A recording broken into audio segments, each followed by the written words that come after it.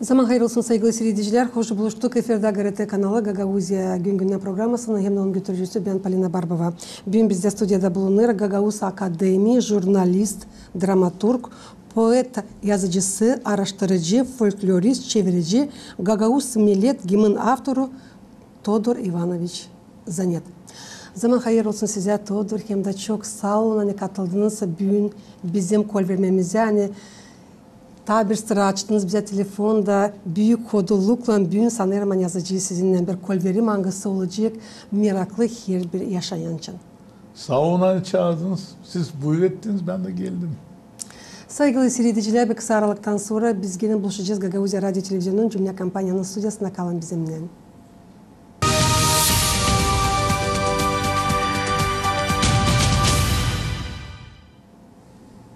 Nece biliriz, nece anlaşıldı. Bu yıl ceviz ayın 23'ünden 25'inden Türkiye Devleti'nde geçti 23.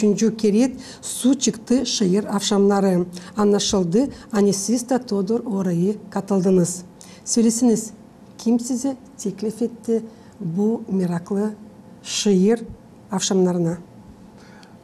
Ben işte söylemeye böyle hani bu hastalık pandemisi çıktıktan sonra bu ilk kere oldu hani çıkıyoruz başka bir yere.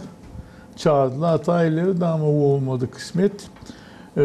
Sizin söylediğiniz şiir akşamları bu Balıkesir kasabasında 30 yıla yakın bir yetkinlik ama pandemi beterine o yüzden 23 oluyor kopukluk olmuş.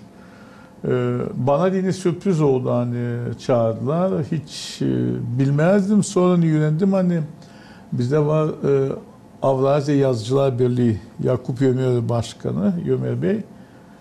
Yakup Yömer Bey ona sormuşlar. O da vermiş benim adımı. Ta başkasında. Geldi böyle bir teklif. Uygun zamandı. Zaman uygundu. Ben dedim katılacağım. Bu 23 su çıktı Peyit akşamları Haliz'den ilk kere oluyor halklar arasında ben öğrendim. Bu iş bu yıllardan olmuş oraya sadece Türkiye poetleri katılmış. Niçin su çıktı? Pek önemli, pek meraklı bir şey. İkinci gün açan olduğu ana program, hani anda biz hepsimiz okuduk Peyitleri. Orada anladık. O düşünün bir çayır. Çayır içinde akıyor dere, fışkırıyor, kaynarcalar, herisi su, yer içinden su çıkıyor. Herisi. O yere demişler su çıktı. Bu üzere onun adı. Ben şükredeyim hani çağırdılar da gittim gördüm bu yerleri. Yarıştırarak başka yıllara göre bu yıl ne söylese yenilikler, değişiklikler bu şiir akşamlarında oldular mı? Nice siz anlaşıldı çok insanlarla, çok yazıcılarla orada buluştunuz, dost oldunuz. Nasıl anlattılar onlar? Siz bilirsiniz mi? Su çıktı adı ama biz orada sansın susuz yanmıştık oraya gelince. Düşün 2 yıl biz birbirimizi görmedik. Nice anlattılar. İlkin açan kurmuşlar bu festivali. Poetler kendi kendilerine orada okumuşlar Peyit. Hiçbiri yok. O su çıktı o güzel yerden. Sonra yavaş yavaş yetmiş bu sıralar. Belli ki şimdi halka arası festival olduğu için daha geniş oldu. Ben anladım hani İnsanlar hazırlamışlar bizim Kiyetçik hani festivalin kim poetler, biyografiyaları var güzel programı pek sıkışıktı. O kadar sıkışıktı hani. Ama bir tarafı da var, o taraflar o bölgeden anladık. Balıkesir tarafı bu 11 yıl kuzular tarlalarda otlayalı. Çok kuzu eti var. Biz çok işlediğimiz için bizde enerji çok gitti. Bizi pek silah doyurdular. Sağ olsunlar da biz hep böyle dinamik gezdik. Başka ne söyleyeyim? Yeni insanlarla tanıştık. Yeni poetlerle tanıştık. Vardılar Bulgaristan'dan vardı poet. Vardı İran'dan, Irak'tan, Bağdat'tan değil İran'dan, Bağdat'tan. Poyraz Makedonya'dan vardı, Azerbaycan'dan vardı, hem de ben de yabancı devletlerden de biz bu kadardık. Kalan poetler hepsinin listede vardı. Hepsimiz biz 18'dik. O Kiyetçik sonra ta 19. katılmış ama hepsi bence saydım 22 kişi vardı. Hani listesiz de çok genç vardı. Bilmediğim atlar vardı. Böyle. Ben doğru anladıysam Moldova Devleti'nden siz tek gittiniz oraya. Moldova'dan tek gittim. Bravo. Çağırdılar, buyur ettiler, biz de gittik, ne yapalım? Bravo. Boş elle gitmedik. Kiyetlere gittirdik, gazeteye gittirdik. Yeni ama ben büyüğünde ben bileydim hani orada öyle büyük bir biblioteka var, öyle güzel bir biblioteka var. Ben belli ki hepsi Kiyetlerine gideceğim. O biblioteka için biraz daha sonra ben size anlatacağım. Elbette soruşum da var tamamı bu için. Kim çekittirdi su çıktı şehir akşamlarını geçirmeye hem de hangi yıllarda? Ben ad olarak burada var gazetede ama ben şimdi de bu gözlüklerimi kırdım büyük. Okuyamayacağım. Ben festival için verdim bir sayfa bütün. Ana sözünde de görürsünüz.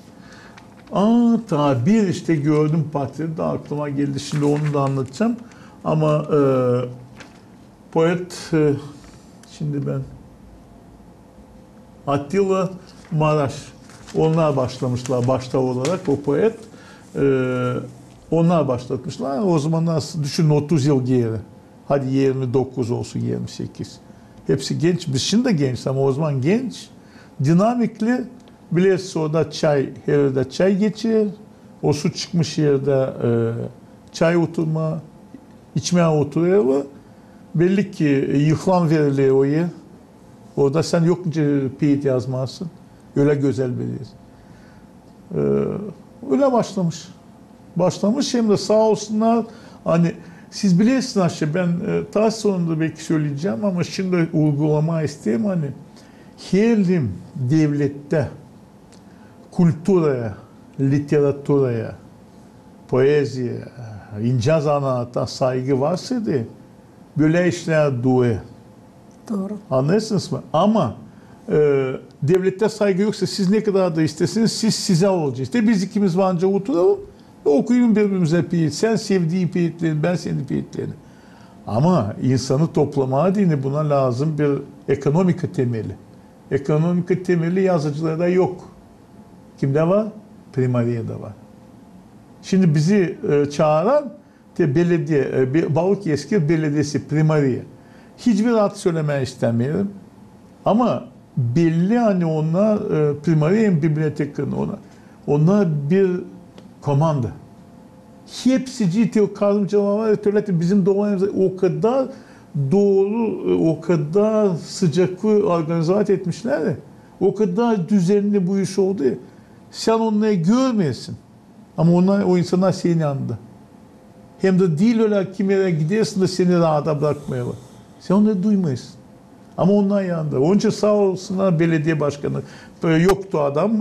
Bize bağışlayıverdi. Balıkesir primar yardımcısı, belediye başkanı yardımcısı. Ama söyleyeyim sağ olsun hepsi çek edip üstten bitirip şoförüne kadar hepsici insancı. Danışmak. Açan böyle danışmak var ya, açan böyle saygı var. Değil bize, değil doğru zannetler, değil başkasına. Literatüre, poeziye, o zaman oluyor. Açan yok ki yapamayasın. Ben de çekittirdiydim 5-6 yıl geri. Çekittirdiydim böyle bir iş. Türkiye'den çağırdım. Zor. Sen karşılayamıyorsun. O adamı çağırırsın. En azından sen yer sahibisin. Lazım bir köşe bulasın. Yanında yatıcık var. Lazım doyurasın. Lazım bir transport altına. Lazım öyle yapma hani o insanlar burçsun okuyucularla anlatsınlar kendisi. Buna hepsici ekonomik işleri. Hem de poet bunu dil lazım yapsın. Lazım yapsın primariye. Daha öte söylemeyeyim. Söylediniz hani boş yerle Türkiye Devleti'ne gitmediniz, katılmadınız, su çıktı şiir akşamlarına ama hep öyle siz gelmediniz geri eve de bağışsız çıkardınız, yaptınız patriyet, getirdiniz bize. Şimdi teklif ediyorum sizi de benimle beraber hem de bizim seyredicileri bakalım kim var o patriyetlerde, siz de yaparsınız onlara komentari. Ondan sonra ilerleyeceğiz kendi konumuza. İşte bu aşağı gittik Dursun Bey'e, bakın bu eski bir adet. Onun adı Barana. Burada kışın adamlar toplanan halis bu milli, bu bir şey, bu milli. Burada anladan adamlar akşamleyin kışın toplanıyorlar, türkü çalıyorlar, oyunu oynuyorlar ama burada ben yeni bir laf aldım Gagavuz diline dini. Ben ona bakın bu oyunda kayışla düğüyorlar onu kimi anılıyor. O şaka yapıyorlar. Gidecek ki orada çay, şakalık bu var. Bu pek güzel bir adetti. Siz burada değil mi yeni bir laf. Bu ikinci gece Dursun Bey'le artık soğuklardan sonra yere de koymuşlar böyle fıçı da içinde böyle odunlar yanardı biz üşümeyelim diye. Bu böyle. Bu ilk günde biz hepsimiz paylaştık liseylere.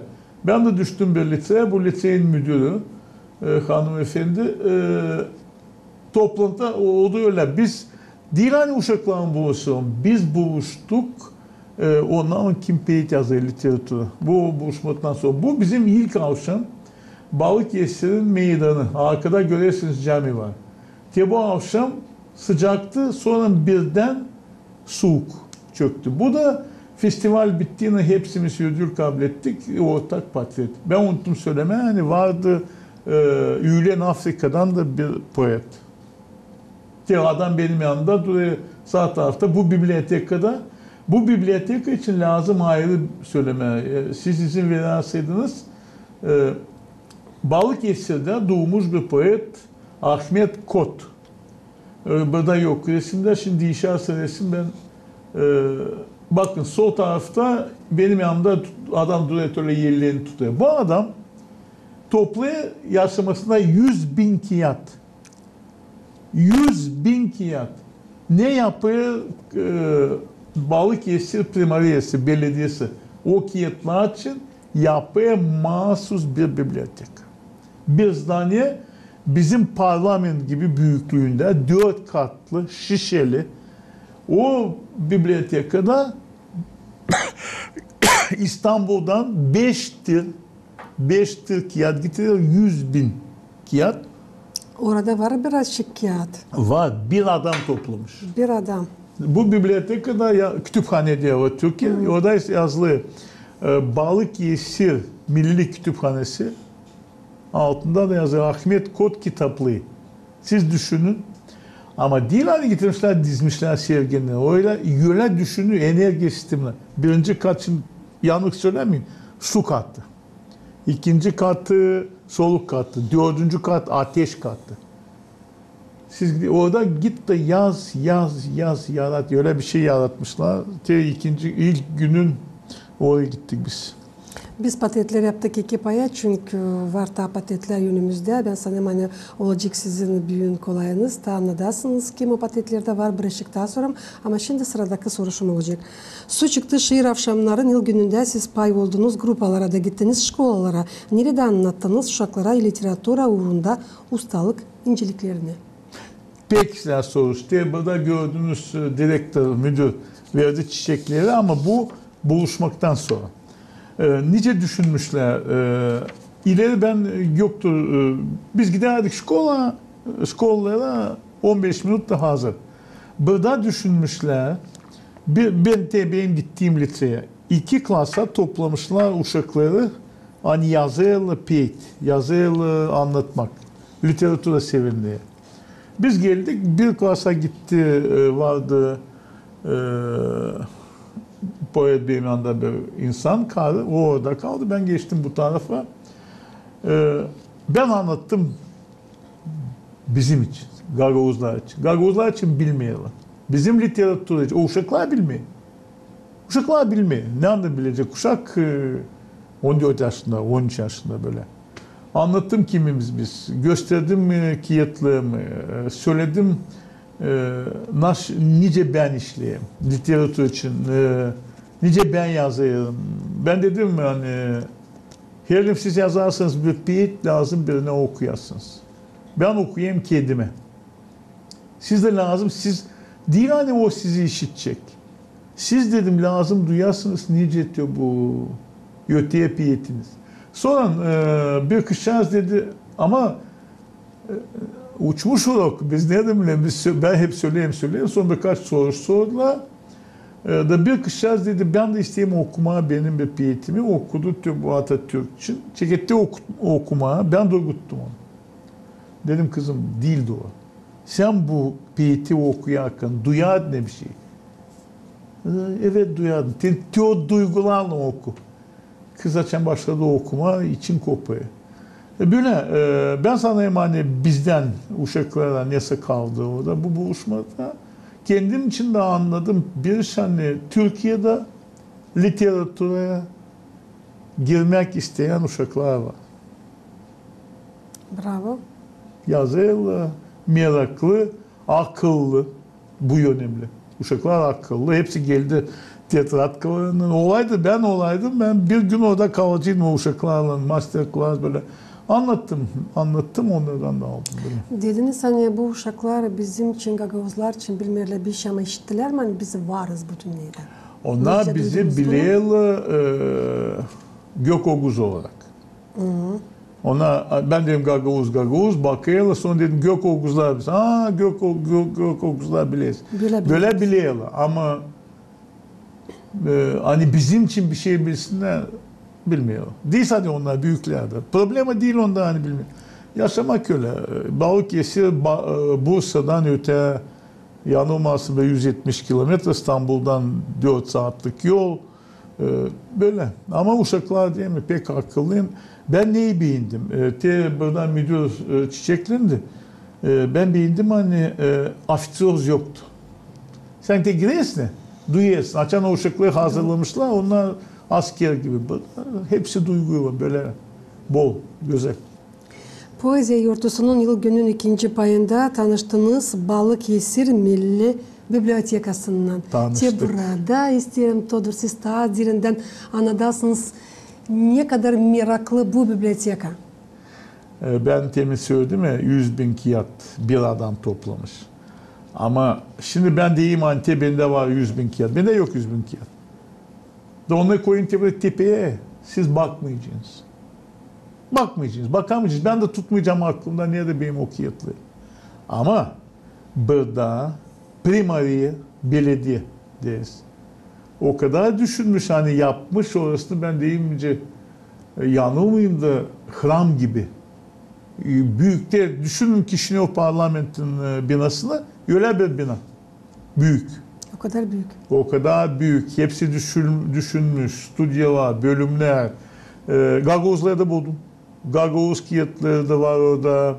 Sonra değil mi? Ben bileydim ben alacaktım benim hepsi kağıtlarını. Bu savaştan bir türlü uğraştırmaz yere o yere ben ona dedim mi kağıt hramı.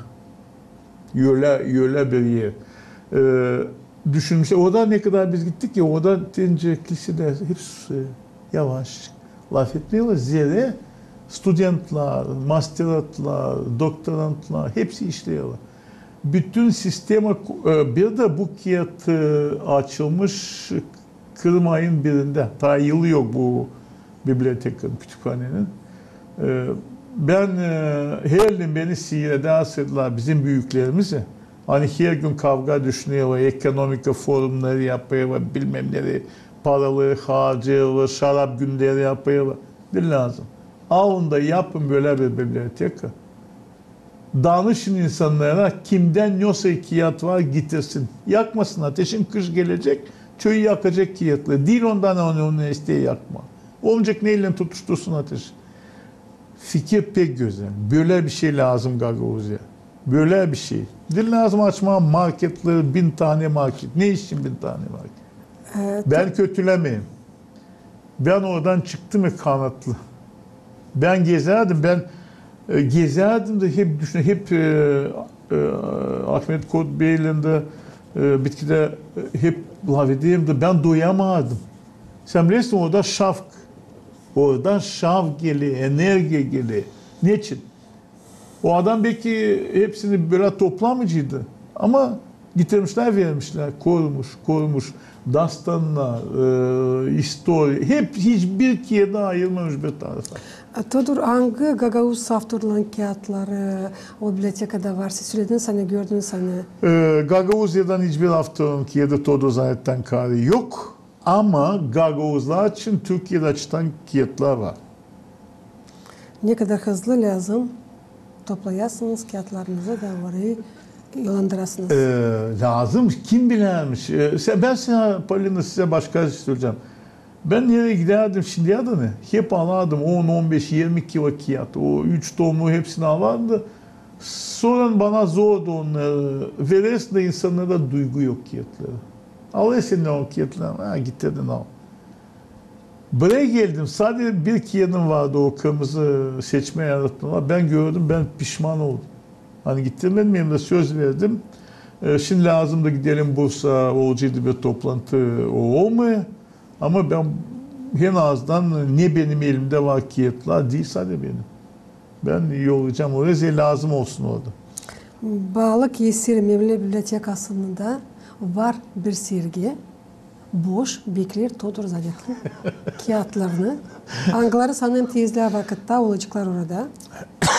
Da Türkiye'nin de sadece genç olanların ama büyük yaşta insanların da Angları bilmirler Gagavuzlar, Angları işitmemişler Gagavuzlar için. Okuyacaklar, görecekler ne kadar bizde var talantlı, akademik, yazıcı Todor Zanet. Değil sadece Todor Zanet için laf sağ ol. Oraya lazım yetişsin o 3 tom. Hem Gagavuzluk kağıdı. Niye de bizim folklorumuz. Onlar, o kağıtlar yetişerseydi oraya, o 3 tom hem Gagavuzluk. O zaman orasının okuyucusu bilecek kimiz biz Gagavuzlar. Anlıyorsunuz mu siz? Todor Zanet önemli değil. Önemli Gagavuzlar. Todor Zanet yazar Gagavuzlar için. Yok bir şey Todor Zanet yazıyor. Kağıtlar lazım yetişsin Gagavuzlar için. Anlarım. Onlar ama da sağ ol. Yetişecekler onlar da çünkü yer orada var. Her bir Gagavuz'un kağıdın var orada kendi yeri. Var. Todor Zanet çeketirecek de sanırım Allah'ın yardımıyla bu iş gidecek. Allah da olacak nice lazım. Ama da nice sürüntayları biz bu patetleri yaptık 2 paya. Şimdi yaklaştı vakit. Hani yaparsınız komentarı. Bu patetlere söylersiniz nerede, kimin yansınız? Buyurunuz. Bakalım. Ahmet Kod kendisi bana bağışlı bibliotekanın kağıdı. Biblioteka için kağıdı. Bu adam 100.000 kağıdı toplayan adam. Bak. Belli mi? Hiç. Ama adam o kadar büyük hizmet etmiş kendi kültürümüz. Bakın bu biblioteka. Bu biblioteka bakın ne kadar büyük. Var. Hem de bu yapmış belediye. Mahsus bu adamın kağıtları için. Düşünün siz bakın kültürü.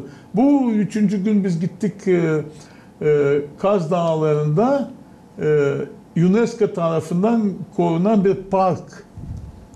Dünyada böyle parklar sadece 5. Oraya gittik. Dedi Yida Madı Geoparkı. Bu da ben vereyim Todor Zanet'in kağıdı. Makar ki biricik orada olsun. Bu pek önemli. Ortada çocuk Özgür şimdi soyadını söyleyeceğim. Yazmış magistraturayı korudu. Bana getirdi oraya kağıdı. Nerede anladı? Teması Gagavuz muzikası, Gagavuz Türkleri, Türkiye Türklerin ortak, onun için ben haber yapacağım. Çocuk da İzmir'den geldi oraya kağıdı verdi. Yanında da yazıcı. Biz çıktık skoladan. Yanında yeşil giyimli poetesi neydi? İnci Hanım pek güzel bir poet, pek güzel. Ortada beyefendi yazıcı değil ama katıldı. Sol tarafta da görürsünüz liseyin direktörü. Pek çok daha soruşu Bize var ama veriyor o çiçekleri. Sağ olsunlar. Pek ince iş. Bu da bibliotekada toplantıdan sonra burada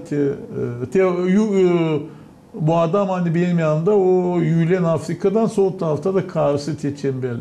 Ortada da benim mukarın arasında Primariya'dan insan hani bizden sorumluydu. O bizi organize etti, o bizi topladı, o getirdi.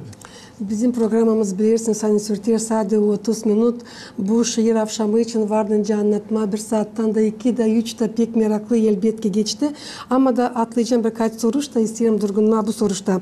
Poezya akşamında her bir payalan tanıtırdı kendi yaratmalarından. Hangi yaratmanızı siz okudunuz hem de varsa da nasıl todur büyün makarki kısadan anlatırsınız bize hem de bizim seyredicilere. Ben size söyleyeceğim böyle.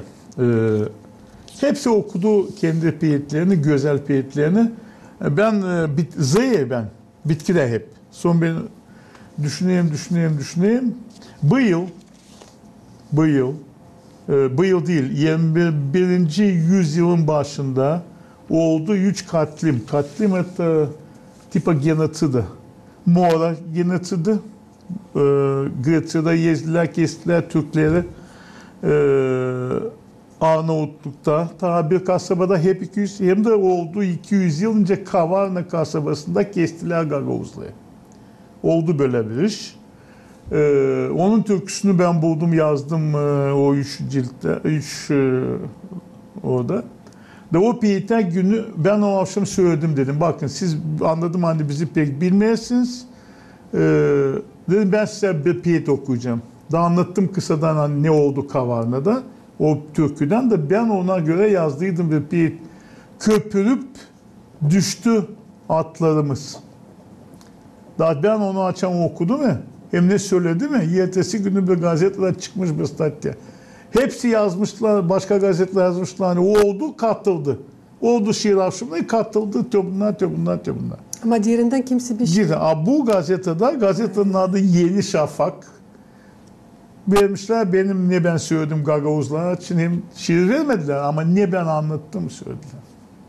Olarsa bir gün okuyacağım, anlatacağım onun okuyadı. Ben açan içtim o türküyü.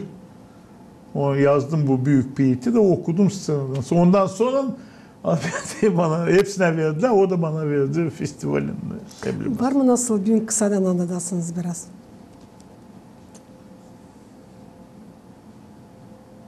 Anladamayacağım ben onu lazım.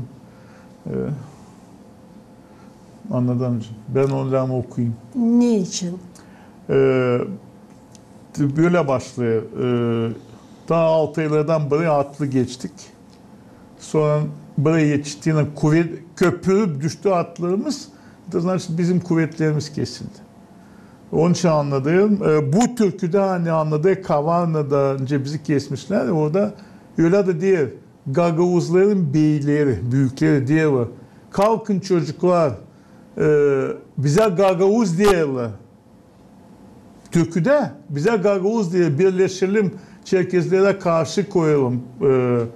Kavarna'da analar kesilir, uşaklar ağlar.